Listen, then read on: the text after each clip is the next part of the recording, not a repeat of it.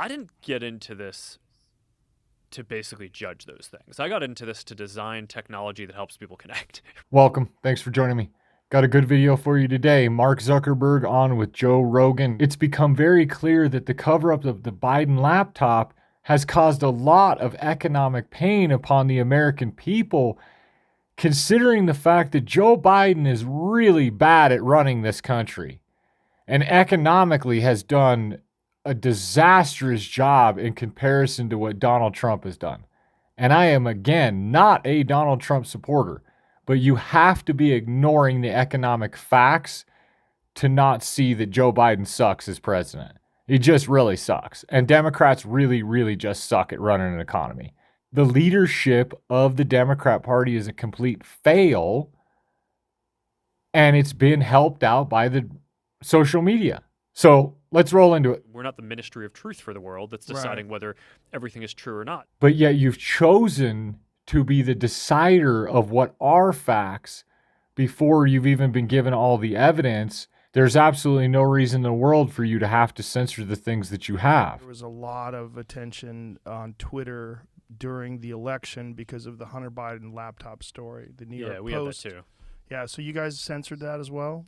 The FBI, I think, basically came to us, some folks on our team, and was like, hey, just so you know, like, you should be on high alert. We thought that there was a lot of Russian propaganda in the 2016 election. Seems like years ago that we were hearing that Trump was colluding with Russia, that he wouldn't have won the election without Russia, that his whole presidency was a kind of Putin plot. Well, there's now serious evidence that it was the Clinton campaign and Hillary Clinton acolytes that were directly involved in the generation of what has proven to be a conspiracy. Untrue. Think about how much media you watched. Russiagate was a Democratic conspiracy. There's about to be some kind of dump of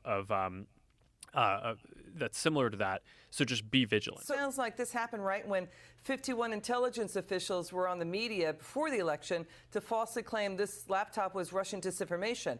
They said that as if that was fact, when they were admitting it was just their own opinion, their own speculation, that they had no proof of that. Still, all these years later, clinging on to this idea that somehow there's this Russian collusion, and that's how Hillary Clinton lost. Hillary Clinton lost because she was a horrible candidate. So fewer people saw it than would have otherwise. So it definitely... By what percentage? I don't know off the top of my head, but it's meaningful. We've condemned political leaders for doing less than what's just happened by Facebook. And that Facebook has admitted to having now changed the 2020 election by altering information that the American people may have had. A lot of people were still able to share it. We got a lot of complaints that was the case. Obviously this is a hyper-political issue, so depending on what side of the political spectrum, you either think we didn't censor it enough or censored it way too much. The fact that they would complain about it at all when it's the truth just tells you how horrible human beings they are, and that winning is more important than facts. That is scary. That is scary to all the American people, because it means that their own personal interests are more important than America. Because, it turned out after the fact, the fact checkers looked into it. No one was able to say it was false. This is where people start to get kind of pissed off about stuff, is because you can have people talking about flat Earth on Facebook, and it's pretty much completely disproven that flat Earth exists. And anybody who thinks that flat Earth is a real thing, you're laughable. And the science behind it is so unbelievably laughable. But yet you can talk about that on Facebook and no one cares that your fact checkers have actually disproven that. Not just your fact checkers, but all the fact checkers of science pretty much throughout human history, after we finally accepted that the world was round. Before that, it was just censorship. It sucks, though, I think in the same way that probably having to go through like a criminal trial but being proven innocent in the end sucks. Your parallel works if you dismiss the fact that in a court of law, you're innocent until proven guilty, and therefore all the evidence gets a chance to come out before it's censored. But in your case, you censored the information before it had a chance to be proven guilty or innocent. So you made the judgment call beforehand and not after. Versus in a court of law, the judgment's made after. If you just let it get out there, and what if it changes the election and it turns out to be bullshit?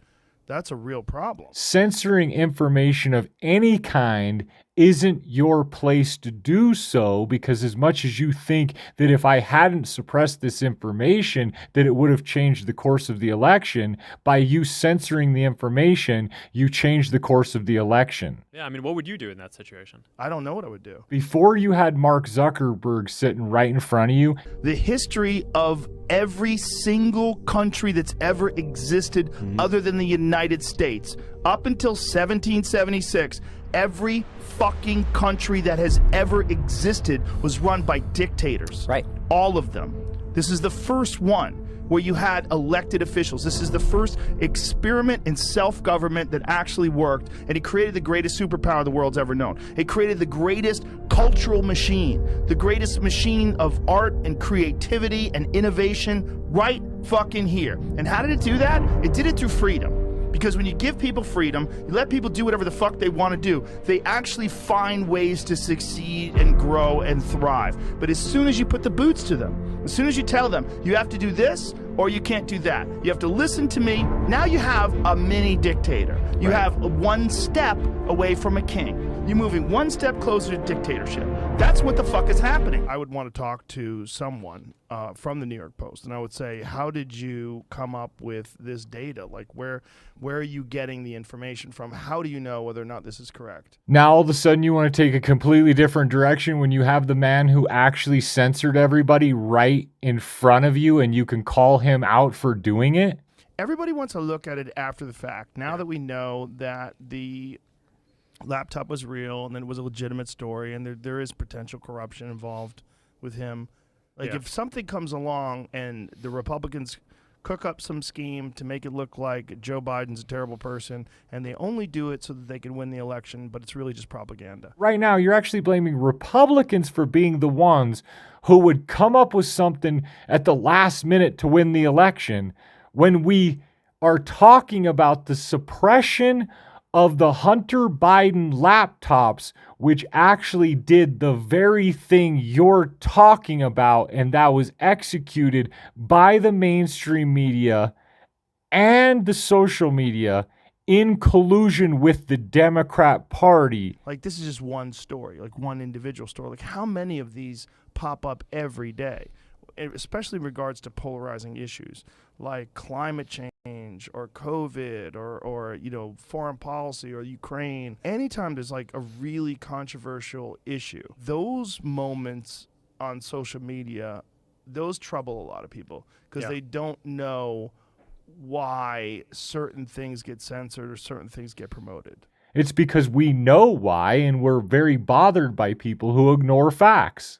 And there might be a right way to handle it, but I don't know what the fuck right way is. I think like setting up forms of governance around that are independent of us, that basically get the final say on a bunch of these decisions, and that's a step in the right direction. Clearly an amazingly intelligent individual who thinks that he needed to take our American Constitution that laid out all of those very things that you were talking about and rebuild it into your own way of doing things that ended up with the crap result that we have now and elections being influenced. You don't have to reinvent the wheel.